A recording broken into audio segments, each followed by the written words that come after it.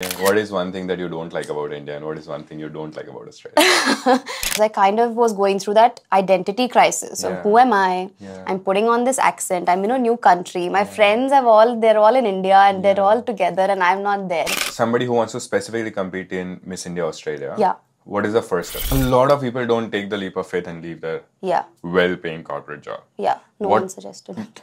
Yeah, people suggested you shouldn't do it. Yeah. People were like, do not quit your job until you have plan B. I'll lay down 3 steps what people need to do if they want to be content creators. So, born in the UK, brought up in India, came to Australia when you were 15 and had a full-on corporate career and now full-time content creator and a model. That is quite a journey. I love that. I want to start from starting. So what was it like to move to India when you were 7? And what were some of the differences between your upbringing or like people who grew up in the UK and how we grew up in India? Well, thank you so much for that introduction. And I'm really happy to be here talking to you as well. I think when I was much younger, I moved to India when I was 6 or 7 years old. So I remember only this one instance. I was very young, but this one instance of I started in a new school that my dad found for me and then I got in. And this first day, I think I stood up in class to answer a question because I think by nature somewhere I've always been that confident kid who wants to sit in the first bench and like stand up and answer all the questions. So I think I got up to say something and I just remember people laughing at me. And I don't really know if it was an accent at the time. Maybe I was only 6 or 7 years old. I remember it was Hindi class. So maybe I struggled to pick up on the language a bit more. But eventually, of course, I started learning the language. I picked up, I gelled in a lot more. And I spent a good 8 to 9 years in India before moving to Australia. And then, of course, it's been another 8 or 9 years here in Australia. So you could say somewhere that I've had like 2 runs of decades in almost both countries. And I think the stark difference between Indian kids that are raised in India is that we are so immersed in our culture. We get to see India in its richest, fullest sense. Whereas kids here, of course, they grow up within the Indian culture also, but they're exposed to a very big plethora of other cultures and such a big mix. That is what Australia is known for. So I feel like that is the difference. But then the kids here that are Indian ethnicity but growing up as Australian, they somewhere have this duality of being Indian and Australian at the same time. Whereas kids in India embrace being Indian and that is just the natural way of life. So one of the things that I struggled with later was I'm Indian at my core, but I'm in Australia and I want this place to be my home. So there's a duality of cultural identity, which I think kids here eventually grow into. Because when you're in school here, you're with Aussie kids, you want to do all the Aussie things that they're doing, you have an Aussie accent, you grow into that life. But then there comes a time where you realize that there's an Indian part of you that needs to be embraced and celebrated. And I think that's when they start reaching out to the community, the festivals here, everything is here. There's so many festivals that are celebrated here. But I think for them, it's a bit of an outreach to tap into their Indian side. Whereas kids in India, it's a natural way of life that they're celebrating being Indian every single day. I love that. I have also seen that there are 2 types of Indian kids abroad. One who shy away from their culture and other who has embraced their culture really well. So have you ever felt that you don't want to be called an Indian when you were young and later you adapted, or have you seen friends who have done that? I think from my personal journey, at least I feel that when I came here, I immediately picked up on an Australian accent. I was very hesitant to continue speaking to people in an Indian accent. I've had other friends around me also who will try and learn the Australian accent, who will slightly change their name to be a bit more modern or to be a bit more, I don't know, easily pronounced or stuff like that. So I did feel for the longest time that I had to do those things to fit into society here.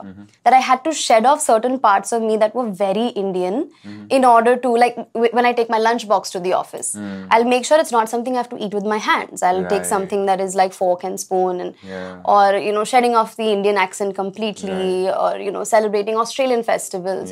So at one point I thought it's one or the other.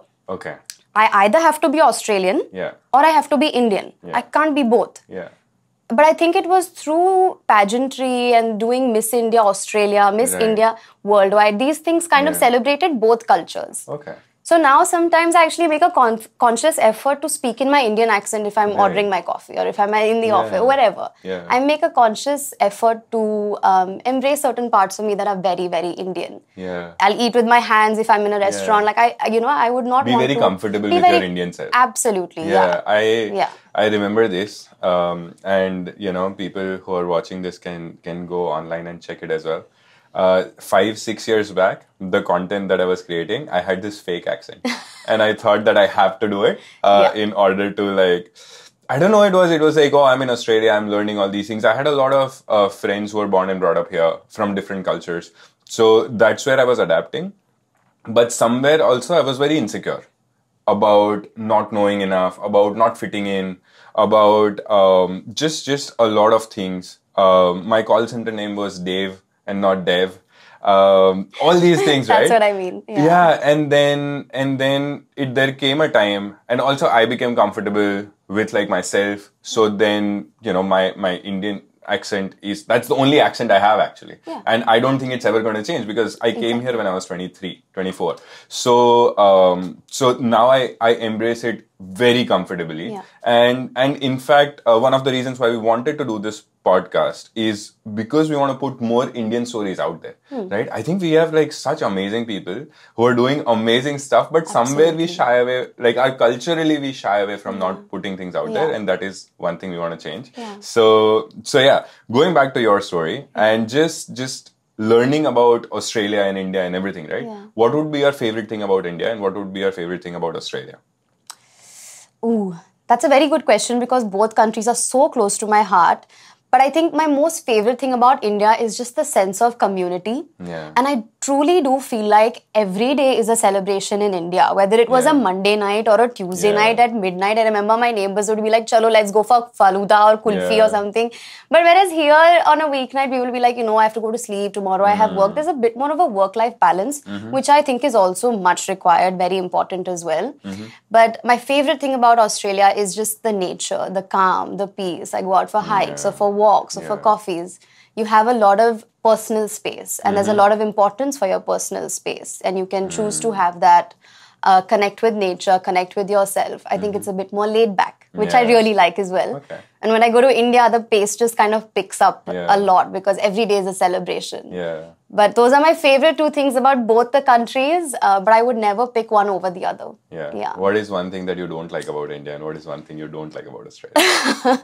I'm in the midst of a move to India and I'm trying to set up a bank account and I'm working with people and just the ways of working when it comes to starting to earn money in India. Yeah. It's not the easiest. It's not easy. And I told my mom, I was like, I'm going to India because we've been here for such a long time. We're citizens here and the idea is to live here forever. She was like, I've done so much, now you want to go back to India? You'll see what I mean, that it's difficult to make a living there. It's difficult to make an earning there. Yeah. So I think that's the one thing, is people are very hardworking there. But at the same time, I think you have to be very careful about how you're earning money and, the things you do to earn money there. I know a lot of people are working very, very hard, but it's not easy to make a sustainable living in India. Yeah. And one thing that you don't like about Australia? One thing I don't like about Australia is perhaps sometimes it gets too quiet for me. Yeah. I'm a person, I think I'm a person who likes the hustle bustle. So I live in suburbs that are a bit busier, where there's a bit more people walking around, where there's a lot more happening. I think sometimes it gets too quiet for me. And sometimes I also feel people have a certain wall, you know. You can't easily just connect with someone and call them your closest friends. And it doesn't work like that. There's a boundary, there's a wall. If you want to meet for coffee, you set up a time and, we'll meet on the weekend when you're free and all that. I'm a very people's person. Like, I feel like everyone is very close to me and, we should always hang out and all that. But you have to be a bit more mindful of that here. So yeah, that is true. I was talking to a friend of mine very recently and he was going through a hard time. And he's born and brought up here, white Australian. Right. And I was just asking him, he's like, bro, how's it going? Like, how are you feeling? Stuff like that. And then I told him that, this thing, like, obviously you're brought up here, but the way I am brought up is very different. So we are three people. One is Indian boy who's brought up here. Yeah. Other is white boy from here. And me who's always been in India, and we are like really close. And I was giving an example that, this dude, he's Indian as well, brought up here, but I could go to his place unannounced and I know that I'll be welcomed. Or I know when he's low, he's just going to accept it and he'll understand, right? Absolutely. Whereas because you're brought up, you'll be like, bro, why did you show up? And that's just cultural difference. There is no right or wrong. Yeah. And he was like, yeah, I can never imagine any of his friends would just show up unannounced. Yeah. Right? And that's such a cultural thing, which is what you're talking about, the wall that people have. Yeah. And sometimes I feel it's okay. Like, I think after living here for 7 years, I have that wall as well. Correct. Sometimes. Absolutely. And I think having that balance is really required. And I think if we have the right balance, that's perfect. Agreed. Yeah. Yeah, my family is based in Sydney now. Okay. Yeah, that's where we've settled. From India, where did you guys come first? We came to Sydney first, but it's been a bit of a whirlwind. Yeah. So we came to Sydney first, and my mum's a doctor. She's a single parent. So she was trying to find a hospital that would sponsor her for a permanent residency. Right. So we moved the year after that. So the 10th grade I did in Sydney. 11th grade I did in a town called Port Macquarie, which is 4 hours north from Sydney. It's quite pretty, isn't it? Very beautiful. I had the best time there. I did my 11th grade there. And then we found a hospital in Perth in WA that was going to sponsor my mum for a permanent visa. So my 12th grade, I moved to Perth. Oh, wow. Across the country. Wow. I did my 12th grade in WA. So that happened. Uh-huh. And then I decided to do medicine, and there's an undergrad program in Adelaide Uni, which I was hoping to get into, but I had to do pre-med first. So I enrolled into Adelaide University. Right. And I ended up in Adelaide for 3 years. But my family in the meantime moved back to Sydney. Okay. So they moved back to Sydney, they settled down while I was in uni. And then I got a job in Melbourne. So I went to Melbourne last year. That is insane. So you have lived, even for a short while, you have lived in Sydney, Perth, Port Melbourne, and Adelaide. Yeah. Wow, that is... Okay, now I want to know, what do you like about each city? Oh, God. Yeah, so I have lived for a short while in Sydney for work, but there were a few months. Yeah. And I did my master's at Monash in Melbourne. In Melbourne, yeah. So I was there for 3 years, and then I moved to Adelaide for 3-4 years now, because to get my permanent residency. Correct. And I'm always in between. Do I want to move back to Melbourne? Do I want to stay here? Yeah. So maybe you can clear those doubts for me. Oh, yeah. And for anyone that's like considering all the different cities, I do know that Adelaide and Tassie are both very popular options for like visas in terms of getting a permanent visa. Yeah. But I think in terms of the living structure of each one of these cities, I think Sydney is fast-paced, expensive, and a bit more tighter knit in terms of the social knits. They're already a bit more formed, a bit more wary of who's coming into the group, and very well settled people. So, if you're doing really well in life at a stage and you want to then explore living in Sydney, I think it's a fantastic place to live and thrive in. But as opposed to that, Melbourne, I think it has a certain warmth. It's very welcome to new people. It's very artistic, very cultural. And after COVID, it has boomed and how. Like the events happening there, the concerts happening there, the progress that has happened in Melbourne is just amazing. And I think I would choose Melbourne even in the long run. It's absolutely fun for like your 20s. Yeah. But I think Melbourne gives me a bit of Mumbai. It gives me a bit of that fast-paced hustle metro city where, a lot of Indians also. Maybe that's why it makes me feel a lot like Mumbai. Yeah. But that's the stark difference, I think. And moving to Adelaide, what do you think about Adelaide? Moving to Adelaide, I have a soft spot for this city because I went to uni here, and like I said, I made some of my really close friends here in Adelaide when I was here in COVID and all of us couldn't go anywhere. So I think I have family-like friends in Adelaide. The town just feels so warm. The people are lovely. But I think the metro fast-paced city vibe is missing. Yeah. But if you have the right people here, if you have your group here and you're always up to things like we are. Like, honestly, when I'm here in Adelaide, there's someone at home. We're always doing dinners. There's so many plans. So Adelaide never is quiet for me because I have the right people here. But I do understand that Adelaide can get very quiet for people who may not know as many people outside. Yeah. What do you think about Perth? And Perth, I actually did stay there. I stayed there for a year and a half. My family stayed there for a bit longer. My brother loved Perth. Yeah. I think that's when he got into a lot of cycling. He made lots of friends. He was always out and about with his friends there. So he really loved Perth. But I think Perth A feels very far from the East Coast. From everything else. There were, like, at one point, WA was going to become a separate country altogether. So it felt very distant from the East Coast. But also, I think in terms of the social knits there, again, it could be subjective to my experience. I was in the 12th grade, so my heads were in books because I was only studying the whole time. Right. I didn't really explore into extracurriculars or anything that particular year. Yeah.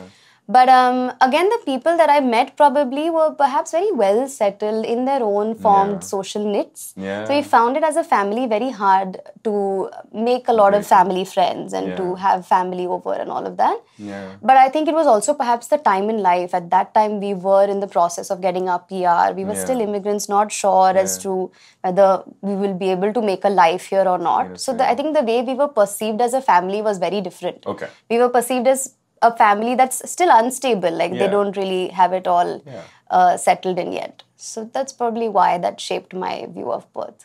That's very interesting. Yeah. I, again, similar to you, I have a soft spot for Melbourne. Because that's like the first time I got out of India. Yeah. The first time I'm building my life there. Right. The first job that I got.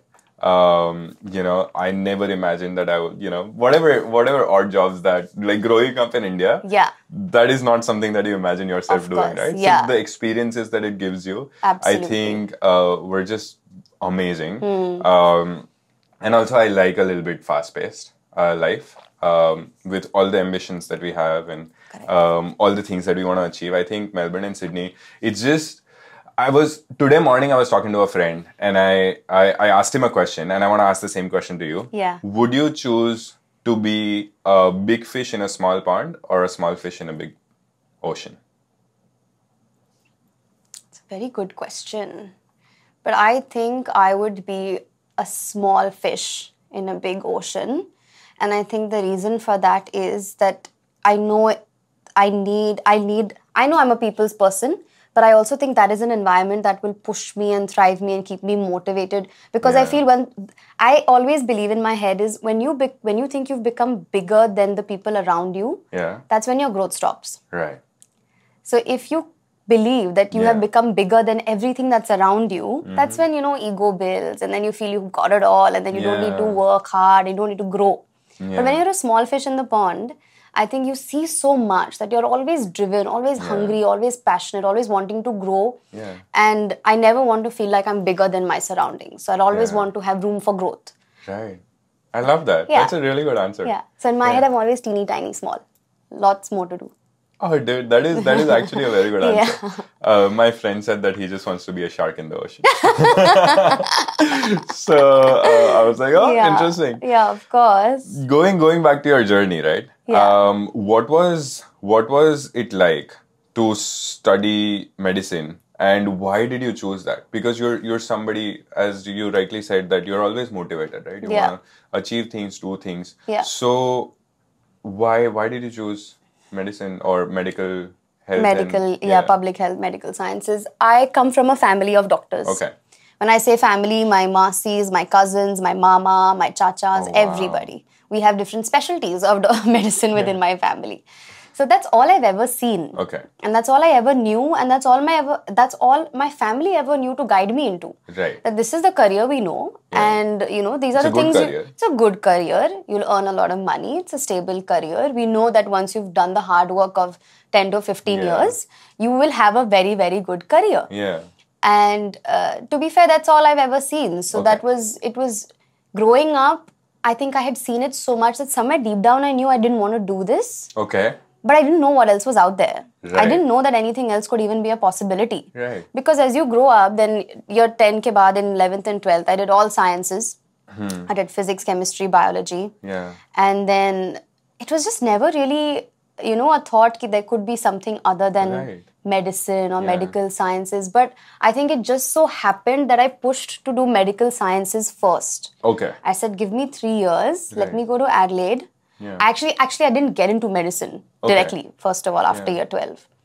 So I think it just happened by fate that I did medical sciences from ages 18 to 21 in Adelaide.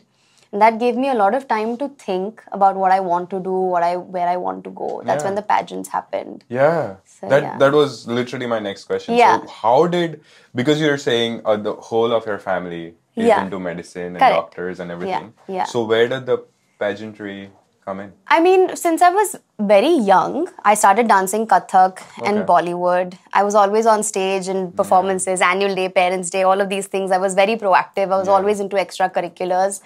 But I remember I even used to watch Femina Miss India, and I was just mesmerized by Indian cinema, films, pageants. It was probably my life because at school I used to talk to my friends about it. Yeah. At home it used to be a thing to sit down and watch the Filmfare Awards and the Femina Miss India and all of that. And I saw so many prominent names come out of pageantry. Priyanka Chopra, Aishwarya Rai, Sushmita Sen. These are people who came from a non-filmy family background, so-called outsiders, and made a career in films and television and, of course, some massive careers, global platforms through pageantry. Right. Yeah. So I always thought that was the first step into something big. Is that where Shrutika is going? I mean, I've always been mesmerized by that dream, like I said. And I think I lost touch with that dream after I moved to Australia. I put on a lot of weight actually between years 10, 11 and 12 because I was only studying. I think I was a bit lost also. I kind of had lost my spark in those years because I kind of was going through that identity crisis of who am I? I'm putting on this accent. I'm in a new country. My friends they're all in India and they're all together and I'm not there. So I think a few years I struggled. I lost my spark. I forgot what my dream was. But then eventually I think when I went back to India after a few years, I don't know if it is what shook me up, but suddenly society looked at me and they were like, Acha, you've started eating a lot and it looks like you're enjoying your food. And I got all of these taunts when I went back to India. Which is very normal in India. It's not great. Unfortunately so. That happened to me when I went back after 3-4 years. I finished my 12th and I went back. And I thought they'll ask me about my grades because I'd done actually really well. I got a 95th percentile or something. But that was not what they spoke about. They looked at me and they said, oh, you should become chubby and all that. You put on a lot of weight. So I came back and I remember in 1 year I lost all the weight. There was no plan behind why I was losing the weight. I think it just got to me. So first it was quite unhealthy. But later, like my mom and I, she sat down with me and she was like, listen, what you're doing is not healthy. You need to lose it the right way if you really want to. But there's nothing wrong with you. But yeah, it took me a year. So very good parenting actually. Yeah, like it's always been my mom and us kind of thing. Yeah, but your mom knew how to communicate that as well. I think that is the credit, like the credit when it's due. Because a lot of times, even like, who is there to teach your mom, right? That is the first question. Correct, yeah. And then, if there was nobody to teach your mom, how is she going to teach you? Exactly. So, but I'm glad your mom did Yeah, because she saw what I was doing, like not eating, living on the coffee and all that. And that was not healthy. And I do not recommend anybody do that. So, I lost the weight in about a year or something for my own self. Nobody was after me after that to do anything. But after that, when I lost the weight and then something changed in me. And then when I started doing it healthily, like I was working out, I had a trainer, I was eating healthy. Then the spark and the passion and I started feeling good about myself again. And then I heard this thing recently from Raj Shamani where you feel good in one thing, you want to feel good in lots of different things. I started feeling good about myself. And then the spark came. And then the dreams. And then that inner child, like what the things that I really loved doing when I was younger, all of those things started kicking back in. And I think that's when luck also starts working with you. So we had family friends over one day. And their daughter had done Miss India Australia many, many years ago. And she had won. And she said, I did this pageant. And then I was like, oh, okay. So then again, my mom, after they left, she Googled Miss India Australia. And then we found Raj Suri, who's been a mentor and a family friend for so many years. And Miss India Australia happened like that. Wow, I love that. First of all, you have done great. So, Thank you. Congratulations Thank on doing you so that. much. So somebody who's watching this, they might want to do this. What are first 3 steps they should take and then what should the journey look like? Okay. I think number 1, which is most important, is you have this imposter syndrome when you're going into pageants. There's a lot of self-doubt, there's a lot of noise in your head, and that comes from a lack of confidence, which comes from a lack of practice. So first step is invest your time, spend a lot of time practicing your ramp walks, speaking in front of the mirror, speaking in front of people, speaking in front of a friend, doing your introductions, practicing. I remember I used to Google questions that are asked in a pageant. Okay. And then I used to do that with my mom or a friend, just to shed off all that imposter syndrome. Right. Or sometimes you feel a bit embarrassed to be chasing such a, such a big dream. Yeah. Sometimes you feel like you're not equipped. To become equipped. Yeah. So I think the first step is to really practice and repeat the practice. That's when the confidence comes. Got it. I did a lot of that. Walking in heels in the house, recording myself. I did a lot of that. And I think second step to then practicing and building the confidence is investing in professional photographs. Okay. That's something I did. I actually don't remember where I got that tip from, but it was a great one. Yeah. Invest in professional photographs, in getting a portfolio done. Or some people call it a comp card. Okay. So you have all your details on it about you. If you have social media, I know it's a touch. Like some people don't like being on social media a lot, but it is important to have an active social media presence. Right. But build a portfolio. Get some photos done, and build a portfolio. And I think number 3 to that is connect with people. So I found I was connecting with reputable agencies or find an opportunity like Miss India Australia. I put in the application. Once you have that portfolio and you've worked on yourself, then you just have to put yourself out there. Okay. So find an opportunity where you want to get started and start at the bottom of the ladder. Yeah. Just take that one step. And somebody who wants to specifically compete in Miss India Australia. Yeah. What is the first step? Like, do we go on their website? Is there a form? Like, how does that work? Yeah, so again, I think it's best to go on their website. At the time when I had applied the pageant, actually, I applied at the start or middle of the year, and then the pageant happened towards the end of the year, and then they announced the winner in December. Yeah. So all the details are on the website for Miss India Australia, and we got in touch with the founder, Raj Suri himself. We spoke to him. Yeah. But I know that there is an online form as well where you can apply and... upload your photos. And everything. yeah, correct. Upload your photos, enter your details, and... put in an application. That is so exciting. Yeah. And after doing that, currently you are doing Miss World Australia, is that right? Right. There was one more step in between. Okay. So when I did Miss India Australia, I won there in 2020. Yeah. 2021, the world was kind of shut down. Okay. But the step after that is to go international. So I went That's the COVID. COVID is the reason why the world was shut down. Is that what you mean? Yeah. So because of COVID, I couldn't go on to the internationals. So then 2022, I went to New York to represent India, Australia and India worldwide. That is so cool. Yeah, so that was really fun. Was that a pageant as well? What was it called? Yeah, so that's called Miss India Worldwide. Oh, wow. So whoever wins at Miss India Australia goes on to represent Australia as an Indian woman at Miss India Worldwide, which is hosted by IFC Worldwide Pageants. Right. Yeah. And how was that experience? Oh, that one was a whole nother ball game. Because there you're meeting women from around the world who are the same as you. They have a duality. Not Indian Australian, Indian British, Indian from the US. And some really beautiful, talented, intelligent, confident women. And then you realize that there are other women out there that are like you, chasing their dreams. So that, I think, was a whole nother ball game. Yeah. Suddenly you're a small fish in the ocean. Yeah. So that's where I thrive. That's why I was like, I really have to be prepared.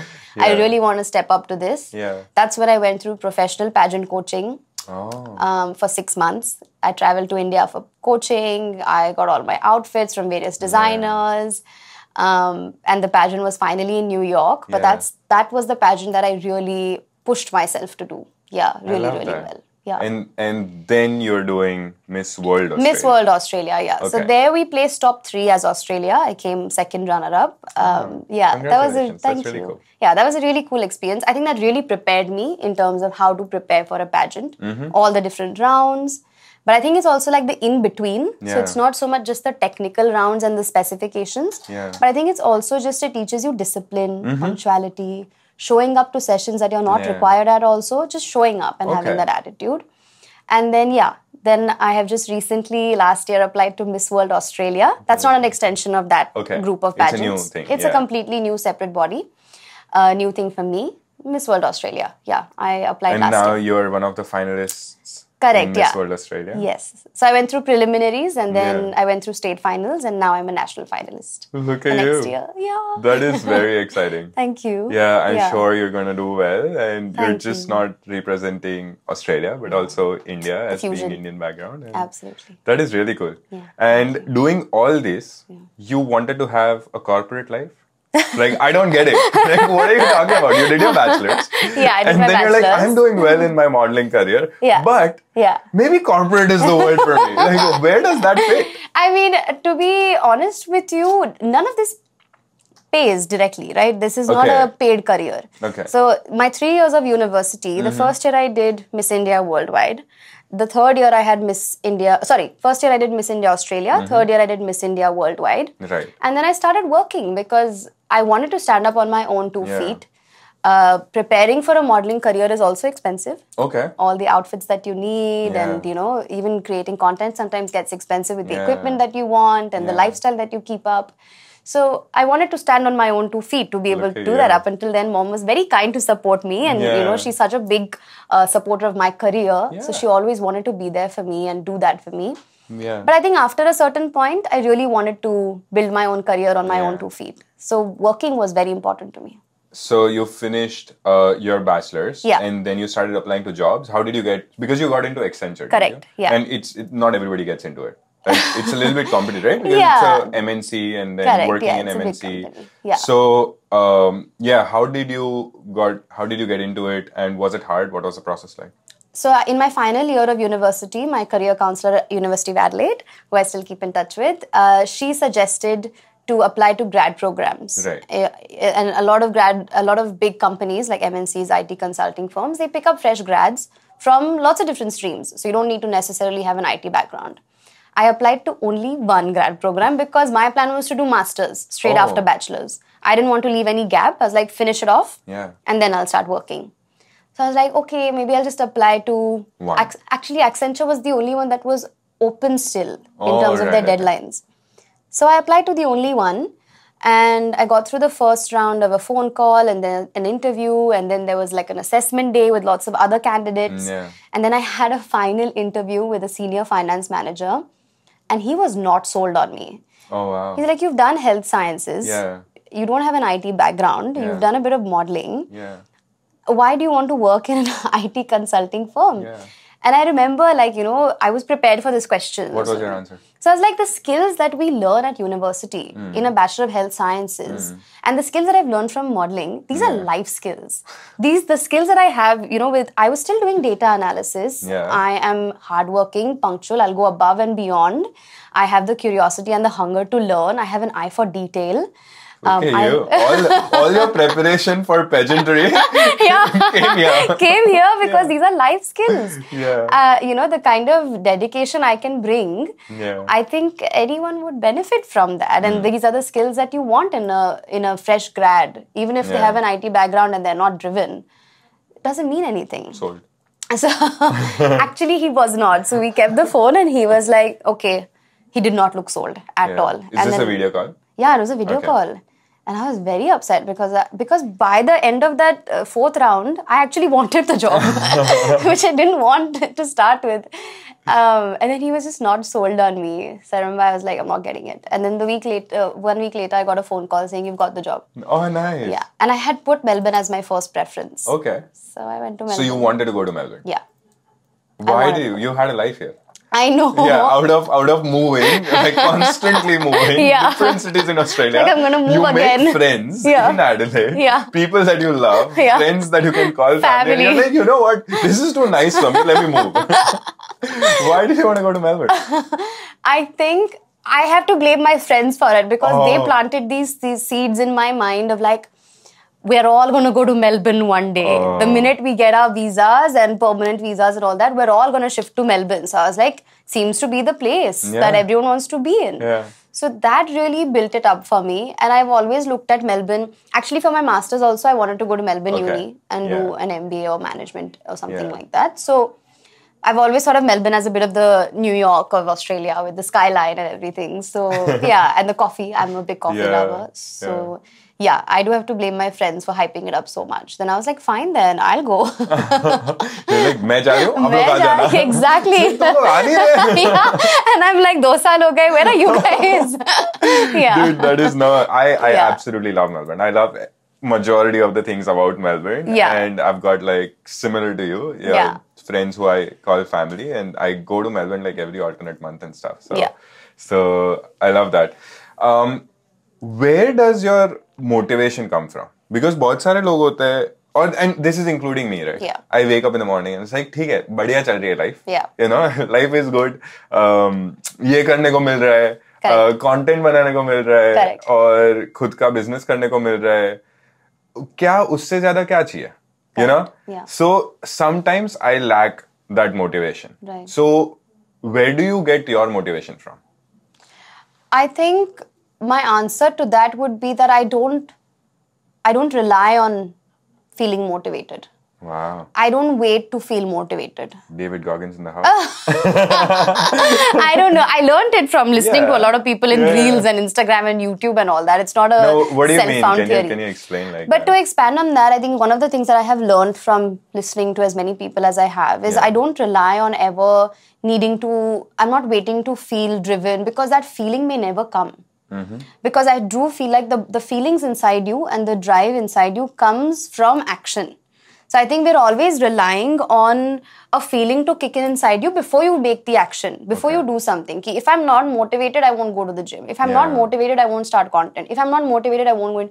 We're waiting to feel good about ourselves to actually do good. Yeah. So I think I just reversed that. Again, something that I've learned somewhere online only. Yeah, obviously. But I think I've reversed that theory in my head. It's like I'll do the action first, forget about how I'm feeling, separating the two. I'll do the actions in the morning. If I know that I have to film a bunch of content, I'll do 5 minutes of it, 10 minutes of it. I'll start filming, and then you automatically feel good, and the kick that you get, then you fall into a loop of that. Yeah, I did it. Yeah. So in the morning, I think it's very important to have one bit of success, some kind of accomplishment. You've either gone for a walk, a win, a quick win. You've either gone for a walk, or you've meditated for 5 minutes, or you've spoken to someone about something that was bothering you, something that's going to make you feel good. Yeah. Because only the action can make you feel good. And then coffee also helps. Coffee, a nice coffee after that, and then you're set to go for the day. I love that. I feel inspired right now. No, this is Oh, great. God. I consciously make it a point to start my day right. And whenever I start my day right. And for me, majority of the times it's just sitting in the sun. And I get sunlight, and dude, I am at the top of the world. I was like, this is it. Exactly. This is the jadoo in me getting all the sunlight, and now I can do all the magic possible. Yeah. So no, but what you said about motivation is right. It's really hard to implement. You know, everybody have their low days, and sometimes you don't feel like it. But where does Shrutika want to go? Like, what's happening? What do you think would be your vision? Because you say it right now, and 10 years later we gotta manifest it. Oh my God, let's do it. Genuinely, I actually decided to quit my job because I wanted to move away from a structure of having a plan at all times that I'm working towards being managing director in 10 years or something like that. For the longest time, I've been that. I've always had a plan. If you open my laptop and open the career folder, you'll see so many different documents of plans. Ki, this is the year, is saal meri I've planned out my entire life, like bachelor's, master's, marriage, kids, then this, business. It's written in my laptop. And then I was like, I feel robotic, and I feel somewhere it was getting rid of like this feeling inside you that I was not able to follow. A gut feeling, like an instinct of mine. I feel like somewhere I was not following my heart. But your heart decided that in the first place, no? Or was that the society that made the plan? For my professional career? In general, like in 2018 I want this, 2020 I want this, 2027 I want to get married. First kid, 30.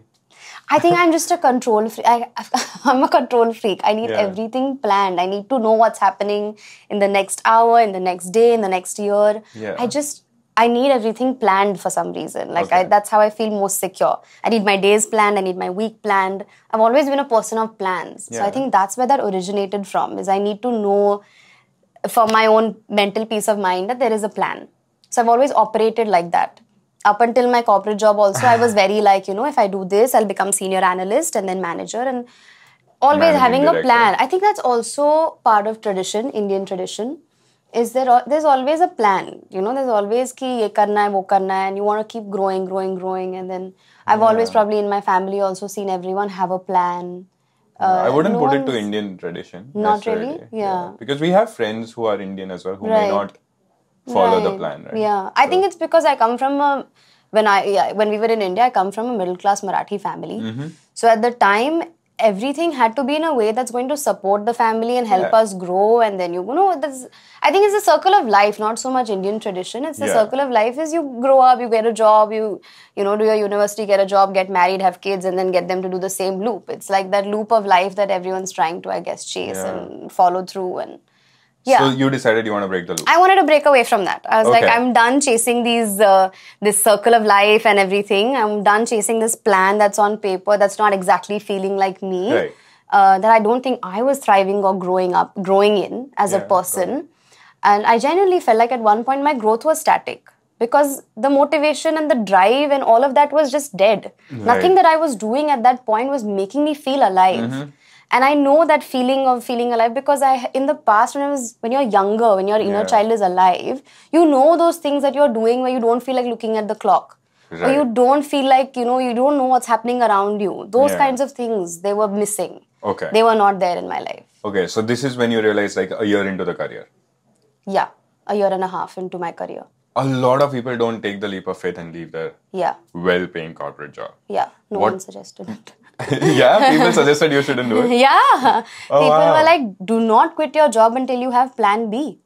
And you said that, I want to quit now. See you later. Because in my mind, I was very set that until I quit the job and give myself the time to think, I'll not be able to get into a place where I'm finally following my heart and my mind and where I'm finally thriving. Until then, I'll be in this loop of stability. Every month I'm getting the money. And then you never feel like leaving the job. It'll never come.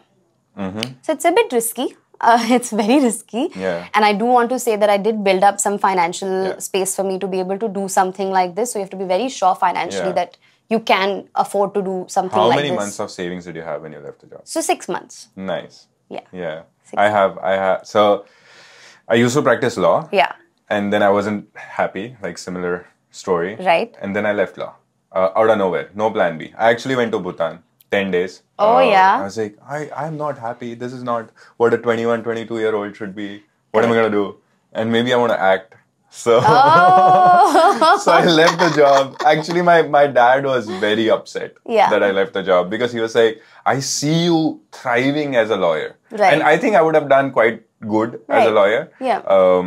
At least on paper, I have all the skills to be a really good lawyer, but I just wasn't feeling it. And then I acted for a bit. Because, really? Yeah, and then I decided that even that is not something for me because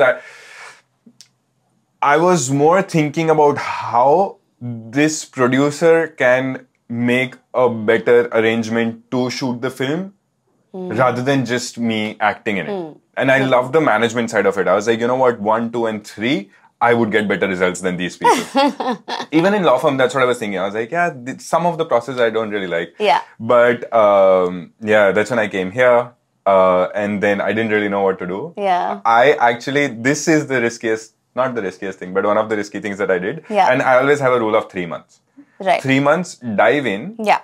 And go like I just think that if you go completely all in, 3 months is enough to know whether you're going to get out alive or not, right? Or else you can always go back to job. So I started Internash. This is 2018.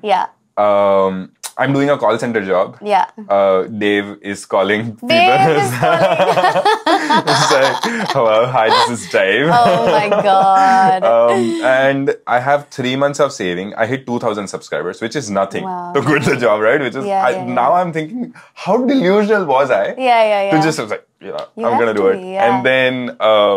And then my first startup was to to make it easier for international students to find accommodation. Yeah. And I thought, I'm going to build the next Airbnb for international students. I'm going to do stunning. this, whatever. Yeah. It didn't do well. We had like few properties, like some issues happened and then didn't do well. But just now that I have taken the leap of it so many times that I know that I come out alive.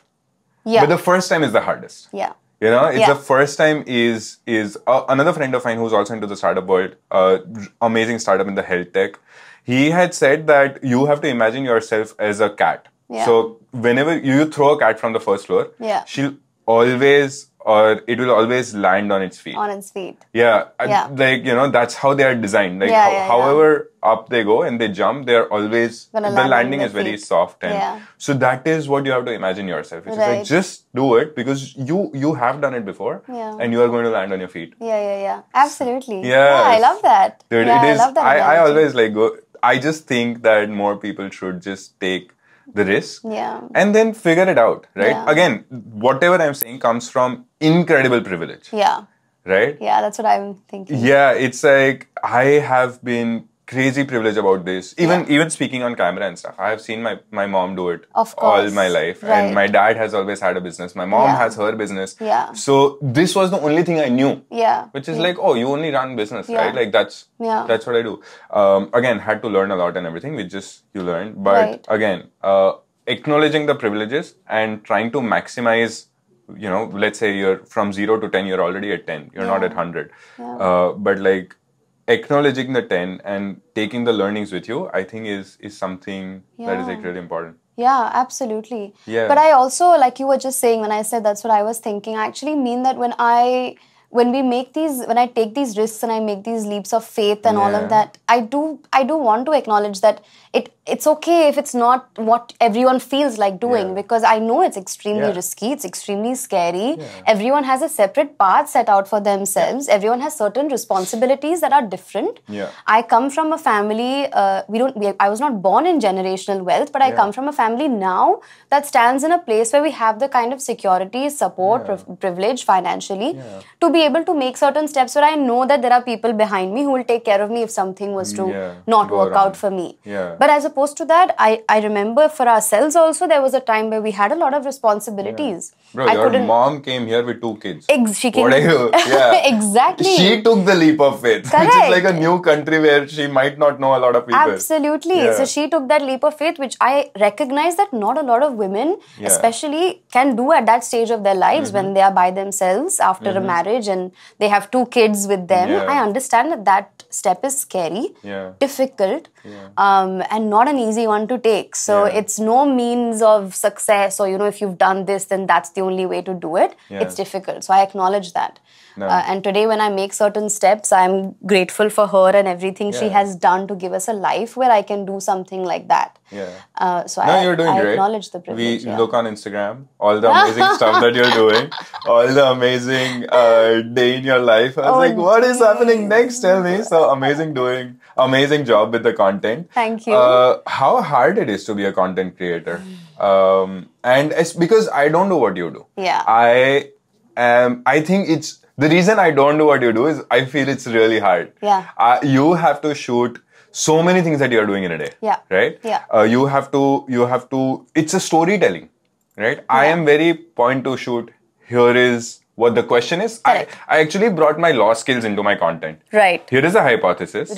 These are my 3 arguments. And here is the solution. Right? So that is what, and that's why I'm more into like educational style content. So your lifestyle content is really hard.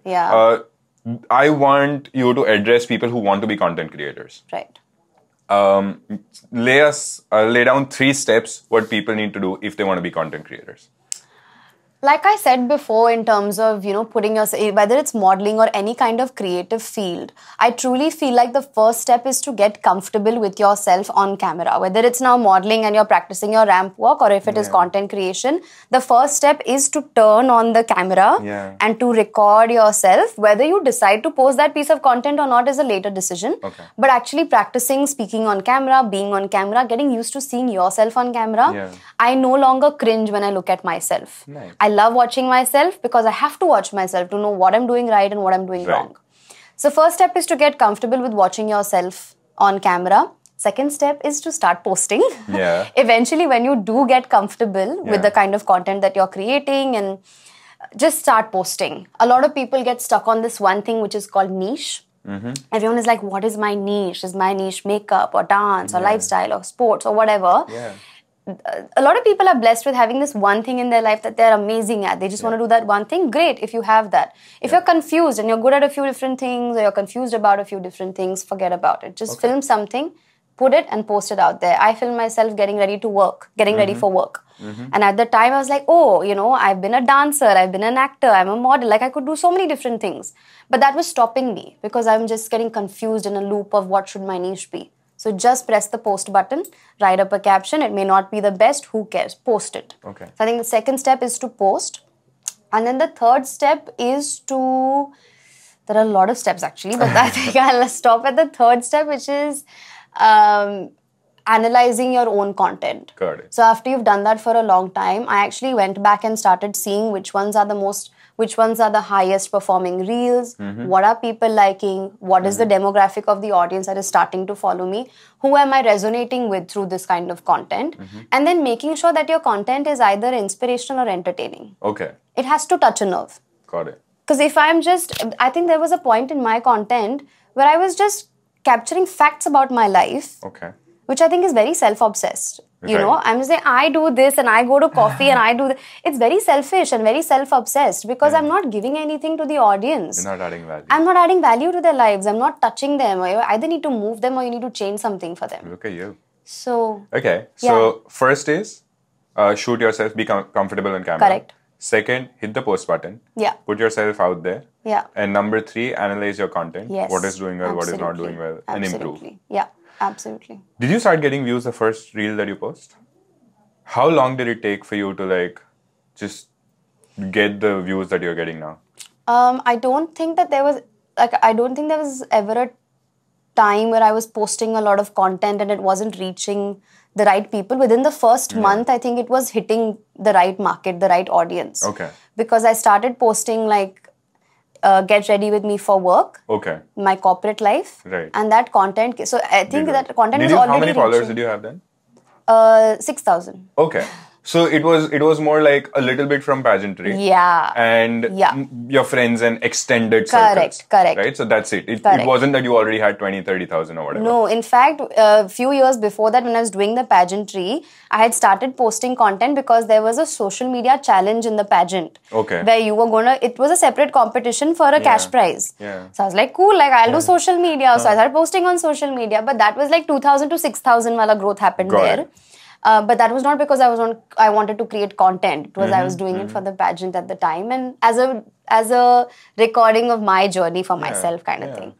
But then when I actually did start wanting to make content, which was September 2023 last year, at that point within 1 month, the Get Ready With Me for Work had already started reaching sort of 10K, 20K, and then the second or third month after that, one of the reels crossed 1 million. Oh. And then 3 other reels started crossing the 1 million mark. And that growth within 6 months was, 250K. I love that. Yeah. Yeah, that's really good. And so once you got comfortable, you found your niche. And where do you fit? Entertainment, educational? Those were the 2 things that you said, right? Yeah, correct. Yeah. So again, this is something that I'm constantly trying to work on and constantly have a feedback loop with myself. But I do feel somewhere, and I don't know the right way to say this, but the niche is me. Yeah. My life. Yeah. And you can call it lifestyle if you want, but the niche surrounds my life because the content that I produce is surrounded, it's a story of my life, literally. Yeah. I'm in the job, I've quit the job, I'm going to Mumbai, so there is that storytelling of my life. So I feel the niche somewhere is my journey. Okay. But again, through that journey, before posting any piece of content, I ask myself if this is going to inspire somebody to get up and go about their day in a way that's going to make them feel productive. Or if it's going to entertain them and make them laugh or cry or irritate or angry, something. Some emotion they should feel. That is so cool. Yeah, I love it. Okay, and as you mentioned, you're going to Mumbai. Yes. Why are you going to Mumbai and what is happening next? Oh God. I actually did not quit the job thinking that I was going to go to Mumbai. Okay. That was not the plan. I quit the job thinking that something will come of this. Let's see. We'll figure it out. We'll figure it out. Deleted the folders in your laptop. I've actually kept them. I've kept them, but I'm not going by a rule book, I promise. I quit the job, and then within 1 month of that, an agency reached out to me via email. Okay. So I had actually gone on vacation with my family. Yeah. I came back and there was an email sitting from an agency based in Mumbai. And they said, we'd love to manage you exclusively as an influencer. We work with so-and-so brands and we'd love to manage you and put you in touch with the right brands for collaborations. Yeah. So I said, cool, let's do that. And then we had a few meetings and they pitched and all of that. And I really liked their work ethic. Yeah. So I signed with the agency just in November. And then my brother went to India. So he's there for tennis training. He plays tennis professionally. So he's in India playing tennis. And he has a 2-bedroom, and then the other room was empty. Yeah. So he called me and he said, why don't you take up the other bedroom? Like, why don't you come here and stay here with me? And if you've signed with an agency that's based in India, I think this would be the perfect way to explore new opportunities. And it just kind of lined up. And if you think about, like, statistically, 60% of my audience is in India. Okay. Between Mumbai, Bangalore, Delhi, the major cities. And 70 to 80% of them are women. So I think there's an opportunity there to work with brands that are going to touch on to explore yourself. Correct. Yeah, and take that leap of faith. Yeah. Dude, that is... Mumbai is like booming, I think, at this point. The content creation industry, startup industry, entrepreneurs that I'm seeing there, ideas that are coming out of people's brains are turning into reality. I think it's the place to be to make something happen. So I'm very excited. And you yourself are working on a venture? I am. So tell us more about it. So as part of Miss World Australia, the Miss World ethos stands for beauty with a purpose. Okay. So all the contestants are encouraged to find a cause that connects with them deeply and makes an impact on society. Yeah. So along those lines, I think something that connected with me the most, which I did when I was younger in India also, is I went to orphanages and municipal corporate public schools to go and talk to the girls and boys there about their aspirations and motivate them. I've always been a motivational speaker of sorts. So that's something that I loved doing when I was younger. And that's where the idea of She Can Skills for Success came out, which is about serving young girls and women in underserved areas for their personal and professional skills. Yeah. So I'll be going in, conducting workshops, resumes, cover letters, chasing a career that they want and what are their roadblocks. Yeah, and helping them reach their goals. And this is going to happen in Mumbai? Yes. So I'm thinking to start there in Mumbai and then bring that format across to Australia and regional schools in Australia as well once I'm back. That is really cool. Yeah. I love that. Yeah. And we are towards the end of the podcast. If somebody wants to reach you or follow your initiative or follow you, why don't you tell to the camera where they can find you? Okay, well, firstly, I'm very grateful for the team for having me on this podcast today.